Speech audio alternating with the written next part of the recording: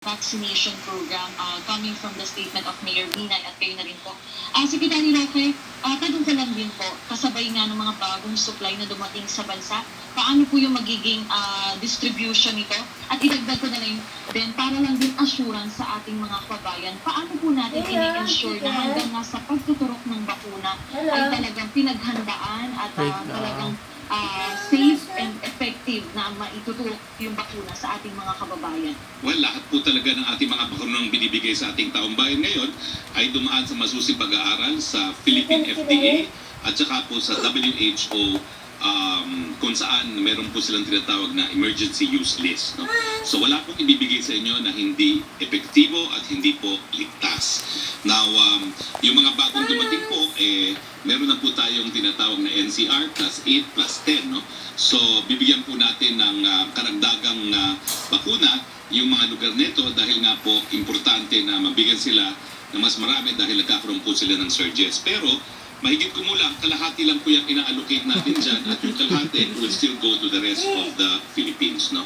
Sa ngayon po, meron na tayong 17,445,470 doses of vaccines na dumating na po dito sa Pilipinas.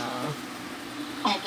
And I understand, Secretary Roque, kanina nabanggit na rin po yung issue ng quarantine nung nawala po yung sa Zoom. Secretary Roque, natanong ko lang po, may public, yung sinabi niyo pong IATF meeting, may public address po ba si Pangulong Duterte mamaya? Ibig sabihin po ba mamaya na maya-anunsyo yung bagong quarantine classifications for July? This is the first time kasi na i-discuss to ng IATF. May panahon pa naman kasi baka magkaroon po ng second talk to the people pa. Hindi po sigurado, no? Pero baka magkaroon pa ng second talk to the people within the week. No? So, since this is the first time we're talking about the quarantine classification, magkakaroon pa po yan ng opportunity for the local government units to appeal before the recommendations become final to the President. Sorry, may talk to the people ngayon. Meron akong kukunin din. Hawakan mo lang first. Meron pong talk to the people today but I'm not certain kung ma-announce na yung quarantine classification kasi yung initial meeting namin ang quarantine classification mamaya pa lang po. So whatever the recommendations may be mamaya, subject to appeal pa po yan ng mga LGUs.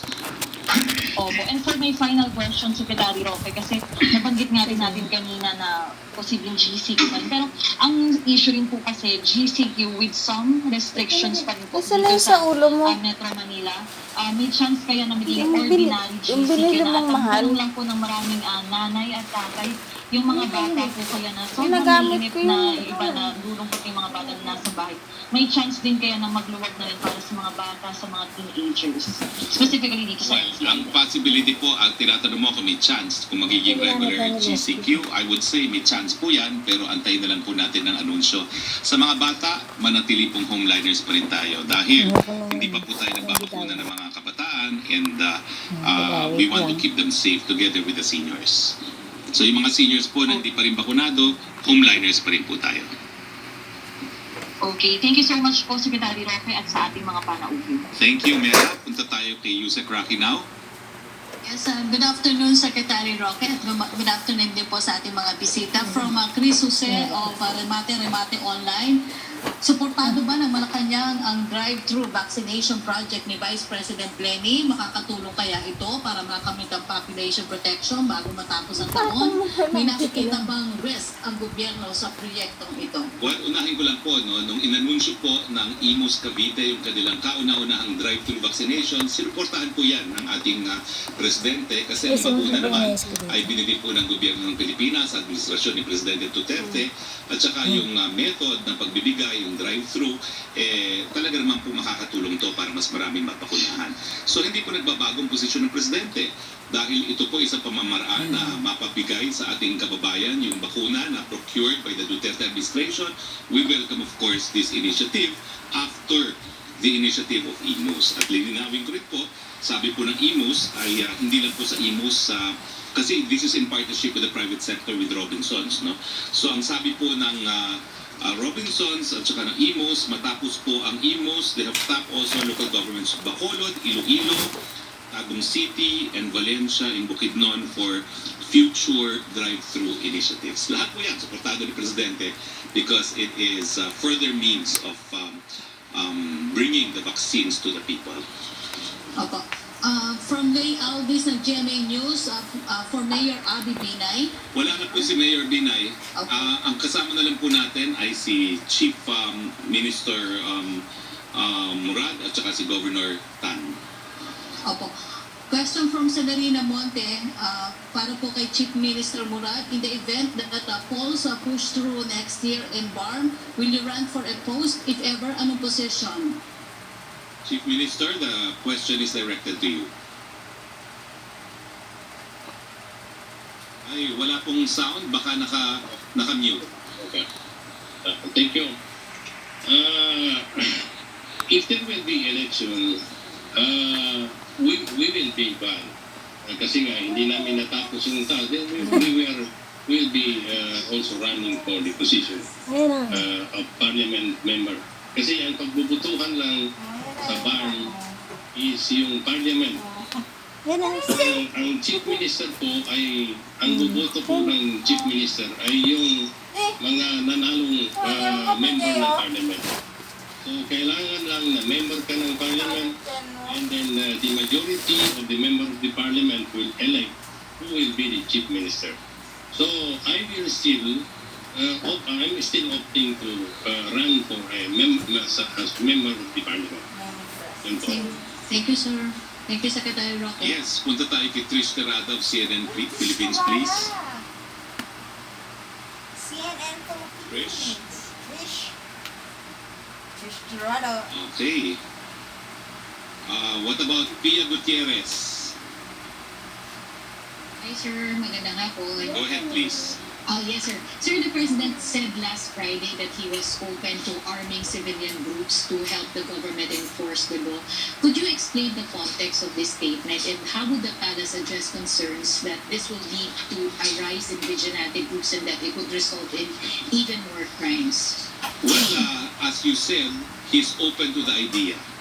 Pero wala pa naman pong finality. No? At siguro the best view expressed so far is the view of PNP Chief Eleazar, no? Which I share, no? That kailangan intindihin naman natin na kapag ang mga volunteer groups ay mayroong banta sa buhay nila, eh meron din silang karapatan na depensahan ang kanilang mga buhay. Now, sabi nga po ni Chief PNP, we cannot allow these criminals, we cannot allow our volunteer groups to be at the mercy of criminal elements that we encourage them to fight alongside with us. No? So, there's not a policy yet. I'm sure it will be subjected to full staff work. Pero meanwhile, may realidad na habang tumutulong mga volunteers, may banta rin sa kanilang mga buhay. Pero sir, are there measures already in place to ensure that arming civilian groups will not lead to abuse? Kasi si Senator Lacson, he noted the cases yung mga killer cops na General Huesca and Hensi Sinampan, and he asked that if our law officers who are supposed to be trained are prone to lapses, how much more in the case of untrained civilians? You know, it's really speculative to discuss this kasi wala pa naman talagang policy on this. No? So let's not waste time speculating. Kapag naging pulisiya na yan, then I'm sure there will be the corresponding training to be given to everyone. Pero for now, it's speculative. Alright, sir. Sir, on another topic, yung dun sa Sinovac, there are questions on the efficacy of Sinovac, particularly doon sa new variants of COVID-19 because in Indonesia, it was reported that at least 10 of the 26 doctors who died from COVID-19 had received both doses of Sinovac. So, fully vaccinated na sila. So, how do you address these concerns, especially dun sa mga nabakunahan na ng Sinovac? Especially since the government has repeatedly assured the public that getting both doses of vaccines can protect us from severe symptoms and death from COVID. Ang pinaniniwala ako po pagdating dito, mga doktor. Sinabi po ni Dr. Solante at saka ni Dr. Sino pa itong isa? Dr. Solante and Lulu Brave and Dr. Salvania na lahat po ng ginagamit natin mga bakuna are equally effective against all variants. No?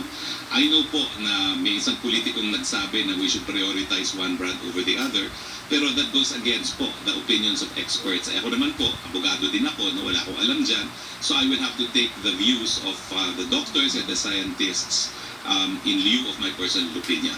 Wala pong pagbabago ang opinion ng mga dalubhasa, ng mga doktor, na lahat po ng mga bakuna equally effective laban po sa lahat ng mga variants.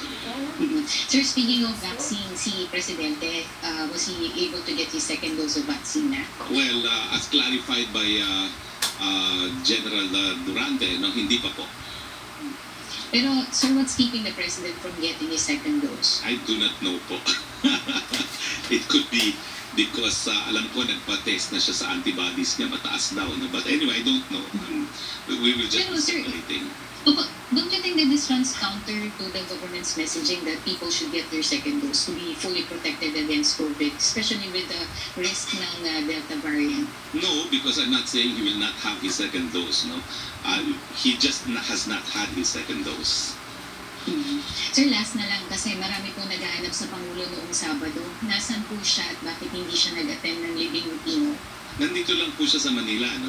In-explain ko na po yan na nung Huwebes matapos po ang meeting namin with the BARM officials and parehong Governor Tan and Chief Minister were there as well. Tinigil na nga niya yung aming discussion at 11 p.m. kasi sabi niya gusto niya pumunta doon sa lamay ni dating Presidente Noynoy Aquino. Sinabi pa niya in public, Noynoy was a friend, not a close friend but a friend. I supported him in the 2010 elections, pero hindi ko sinuportahan yung kanyang successor. No? So he wanted to go, but he was informed that the urn of the former president had already been moved to the private residence in time. So hindi na po nakapunta doon si Presidente. Pero nung living, sir? Ay, hindi ko na po alam kung bakit. No? It could be because it's pandemic, no? And we're trying to limit the numbers, and of course the presence of the president would encourage crowds. No? Pero there were efforts naman, sir, for Yes. the President or the OP to extend their condolences directly to the family. There was a personal conversation with members of the family. There were offers for the family to have all the honors that the Republic can give to a former president. But of course, the palace had to bow to the wishes of the family for a more subdued ceremonies. No? Although, as everyone saw, he was accorded full military honors befit of a president. Ang sabi ko nga, hindi ko na naaalala kasi yung honors which we bestowed on former President Roque Aquino, pero parang sabi ko nga, mas moving nga yung ating military honors compared to the honors in the UK. No? I thought ours was more solemn and more dignified and more moving. Sir, last na lang phone-in question. The Financial Action Task Force has placed the Philippines on its gray list or jurisdictions under increased monitoring after failing to address strategic deficiencies in their regimes to counter money laundering, terrorist financing, and proliferation financing. Your reaction to this? Well, wala pong countermeasures imposed.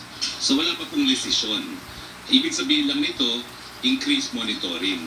At tayo naman po ay nangako na ipatutupad yung ating action plan kasama po nung pag-amenda ng passage ng yung anti-money laundering at saka CTF laws, yung enhancement ng ating AMF at CTF supervisory framework, reinforcement of money laundering and terrorism financing investigation and prosecution, and campaigns to increase public awareness.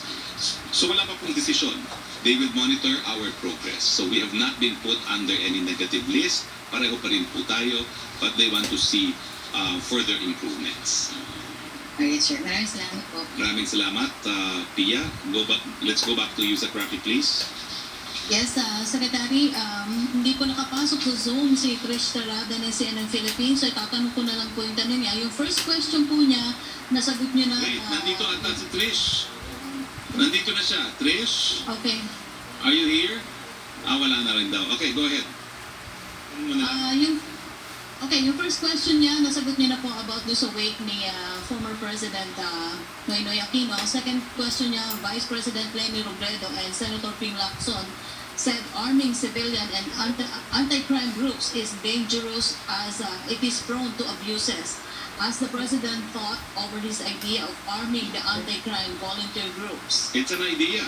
As I said, it is not yet policy. I'm sure all these views will be taken into consideration.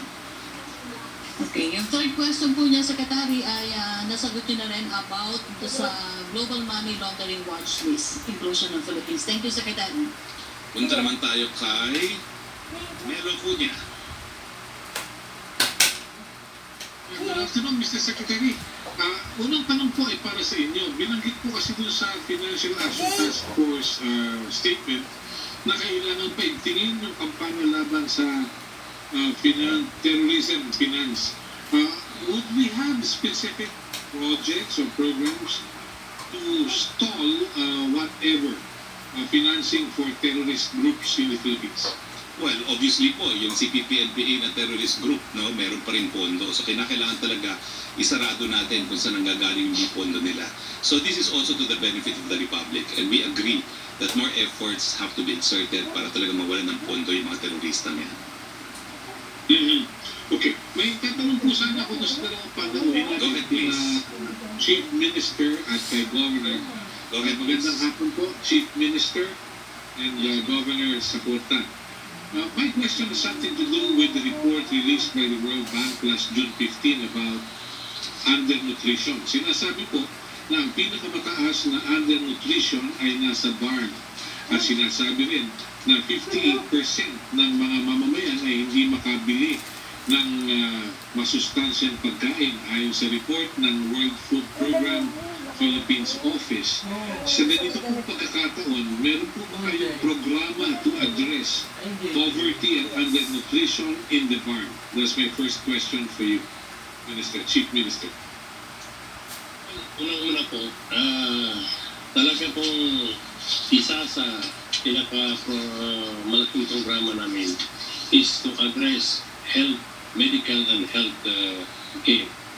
So, yun po ang una. Anin po ang aming priority. And pangalawa po is yung education. Talagang pupunduhan namin ng ba. And pangatlo po is yung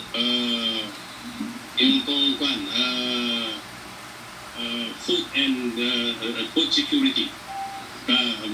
So, pang-apat po is strategic in infrastructure. So, pang-lima is on social services. So, yun po ang priorities namin. And ito po, simula sa namin, we allocated more budget on those 6 priorities. So, patuloy po ang aming na sa polio pa, anong ninyo? Sa Pinasabi po kasi na 58% ng mga mamamayan ng BARM ay hindi makabili ng masustansyang pagkain. So, it has something to do with poverty. yes po. So, yan nga, ang kasama sa i-address natin. So, kaya ang isa sa malaking budget namin is social services para ma-address naman yung because in reality talaga ay medyo mababa yung problema namin is really poverty. Opo. Nabanggit po kasi ninyo na yung budget ninyo ay 2020 na yata dumating. Ano po ba yung nadatman ninyo noong ARMM na natumo sa BARM? May pera pa po ba yung regional offices na saklaw ng ARM before it got to be BARM? Meron pang pera pero lahat yung pera is naka-program na to. So hindi na namin pwedeng i-revise yung program. So naka-program na po yun ng ARMM. Yun ang so wala pa kami nagagamit na una. Pinayin na program. Yes. Salamat po, Chief Minister. And we have an invitation for you for Monday. We'll talk about it later. Thank you very much. Thank you. Yes, para po kayo, Governor, pahabol ko po sa inyo, binabanggit po kasi na kailangan magkaroon ng tighter border control. Kayo po nasa Sulu, next to Tawi-Tawi. Have you been monitoring people coming in from Malaysia and Indonesia into the Philippines? Dahil lang sa sabi, kailangan na mahigpit ang ating borders para maiwasan ang pagpasok ng iba pang may karamdaman. Governor Sakurtan, please. Governor Sakurtan, please. Stephen.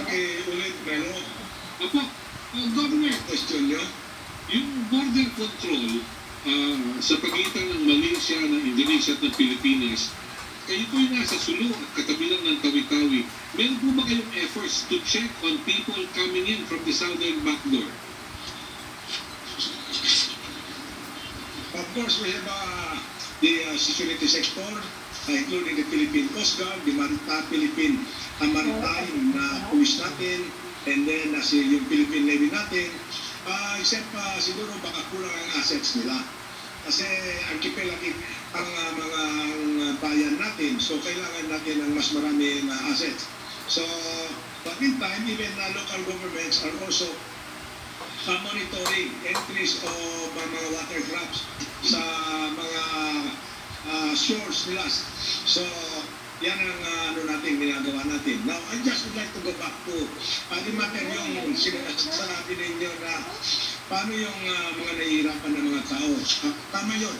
Ang para makabili dapat ibaba natin ang incidence of poverty dito sa ating region at sa mga probinsya, dito sa BARM. And to do that, we have to have a regular government. And kasi ngayon, ang poverty incidence sa BARM ay more than 70%. Ang national average is less than 20%.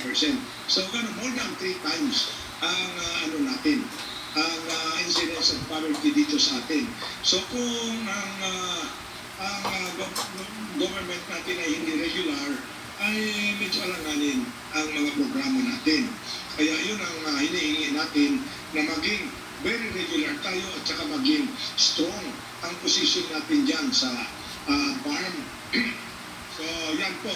Now, going back sa mga natin, sa yung sa border patrol, meron naman yan na nagbabantay ang Philippine Navy, Philippine Coast Guard, yung Maritime, Police Maritime, at sabi ko nga, yung local government natin ay nagbabantay rin, including mga barangay officials.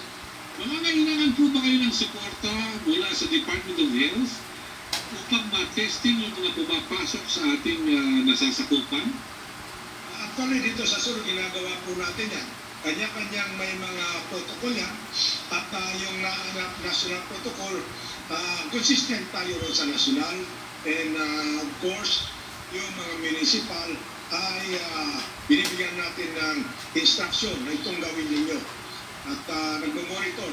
So sa tulong ng Philippine National Police, Armed Forces of the Philippines, the Philippine Coast Guard, the Maritime, the Barangay, maraming barangay tanod na nagbabantay. Kaya wala tayong problema. Actually, walang problema sa mga entries at monitor natin. Maraming salamat po. Congratulations. Ang ganda ng internet connection nyo. Congratulations. Thank you. Thank you, Melo. Okay. Salamat po, Secretary Henry. Thank you. Thank you, Melo. Let's go back to you sa graphic, please. Yes, Secretary, from Heidi Sampang of DZAS, may mukhahin na magpatupad na rin ang travel ban ng ating pamahalaan sa bansang Indonesia kung saan mataas ngayon ang mga kaso ng Delta variant. Similar question with Rosalie Pons of UNTV. I'm sure that will be considered by the IATF po. Opo. Second question niya, dahil malapit lang ang Indonesia sa Pilipinas, may paghihigpit ba sa backdoor entry point sa Mindanao para hindi makalusot ang mga mas nakakahawang strain ng COVID-19? Dati na pong mahigpit yan, no? Mula nung nagsimula ang pandemya. Lahat po ng repatriation ngayon ng mga Pilipino from that area, no? Hindi lang Indonesia, kasama na rin po sa Sabah, have to be organized repatriation po. Opo. Yung third question niya ay, hindi ako sure, Secretary, kung nasagot niyo na kasi po naglalo ko internet, mayroong 12 doktor sa Indonesia na namatay pa rin sa COVID-19 kahit fully vaccinated na sa Sinovac. Sa palagay niyo, makaka-apekto ito sa lalo sa ating vaccine hesitancy ng ating mga kababayan, lalo na daw po sa Chinese brands ng bakuna. Hindi po, kasi unang-una, ang Sinovac po, aprobado hindi lang ng Philippine FDA, aprobado rin po yan ng WHO. No? Pangalawa, sa dami naman po ng mga Chino na yan ang ginamit, hindi naman po natin nakikita na nangyayari ito. Hindi pa po natin alam kung bakit namatay yung 10 doktor na yan, pero hayaan muna nating pag-aralan ng mga dalbahasa yan. Meanwhile, dahil ako po hindi doktor, dinalagay ko po ang aking sampalataya sa mga ekspertong nagsasabi, ang Sinovac po, gaya ng lahat ng binibigay natin, ay ligtas at epektibo.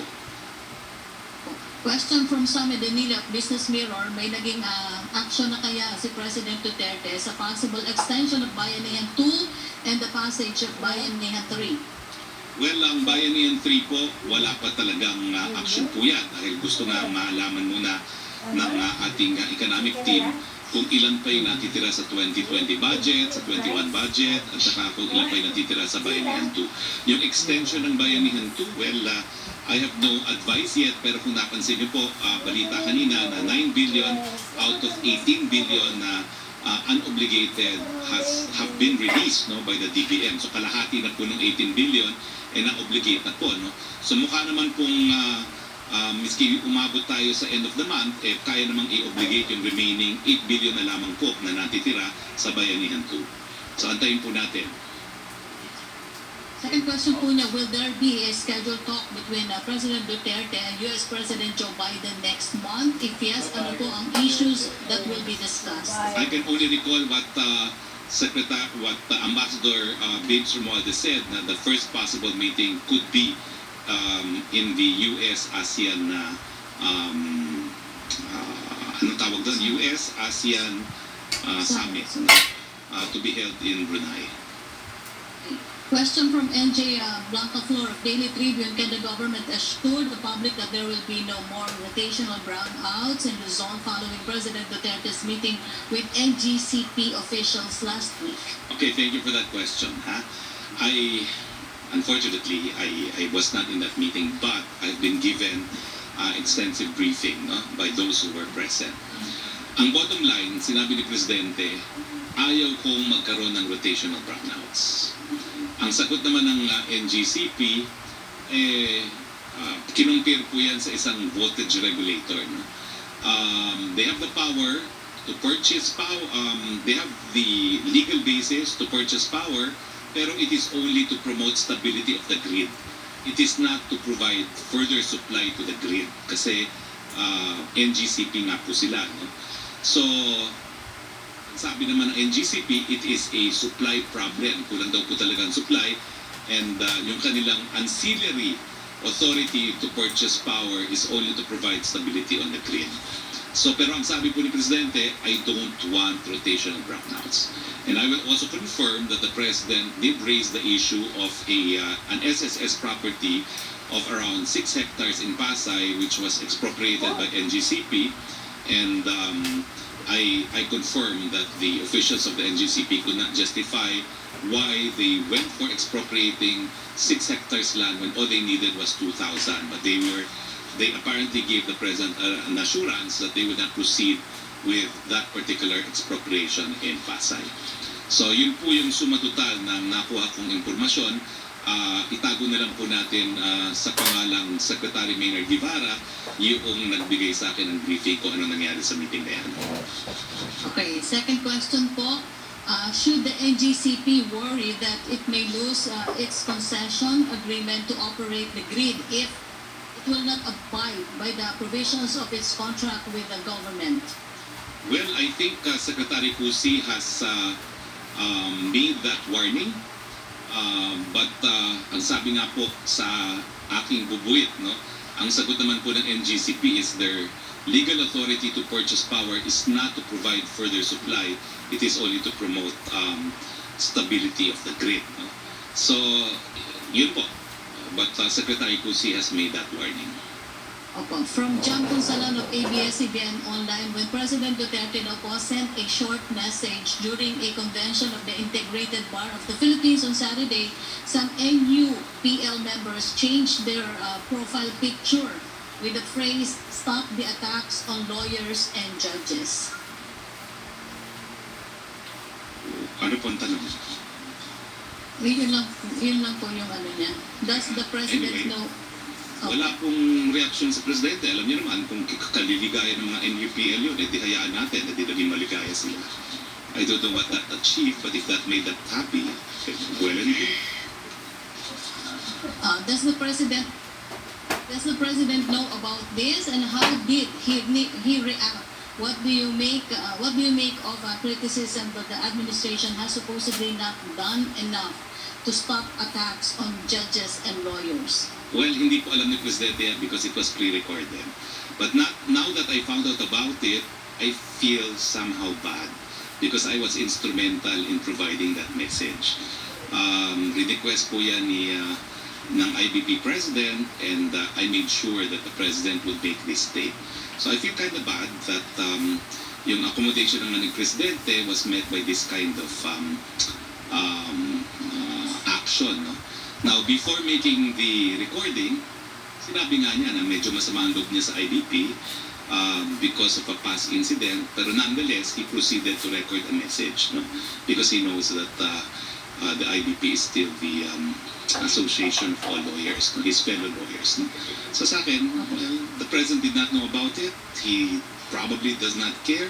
But I personally feel that since I was instrumental in making that record, hindi ko maintindihan ko ano yung kaligayahan na makukuha ng mga NUPL lawyers na yan. Now, have we addressed the killings of lawyers and judges? Of course we are. Abogado po ang ating presidente at talaga naman pong ang kanyang utos, lahat ng mga pinatay, lalo ng mga abogado at mga magistrado, kinakailangan maimbestigahan at kinakailangan maparusahan mga pumapatay sa kanila. Question from Joseph Moro of GMA News. Can you give us the percentage of those vaccinated in NCR and then the provinces out of the target? And there's consistently low number of COVID cases in NCR. New cases dropped by 9%. Would you already attribute it to vaccination? If not, where? Yung datos na hinihingi mo, I don't have it. Kasi aking pakiusap sa inyo, if you have factual questions, give it to me ahead of time so I can get the answer because I don't have all the facts with me. Pero can we attribute the decline in cases to vaccination? Let's just say the vaccination, because some cities are close to reaching 70% na po of vaccinating their people. Let's just say that the vaccination already has some impact but probably is not responsible for the decline. Sa tingin ko po yan, sa patuloy pa rin yung mas hugas sa iwas at patuloy nating prevention, detection, isolation, and treatment.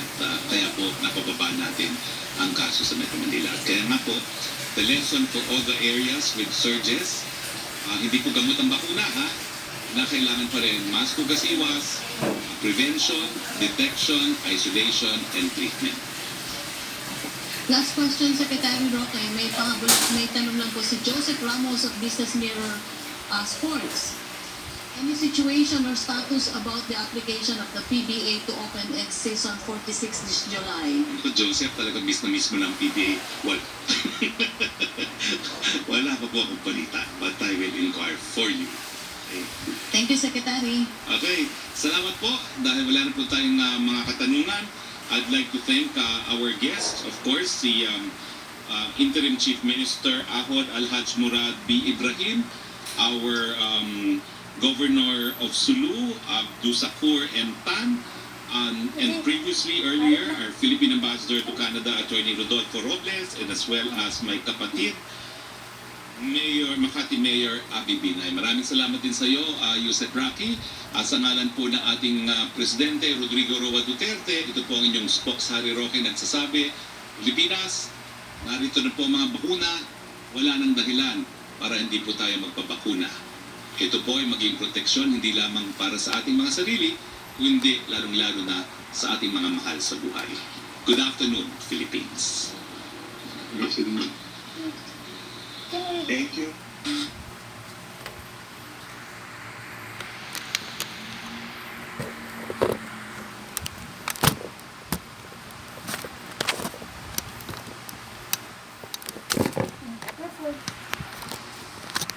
Ay,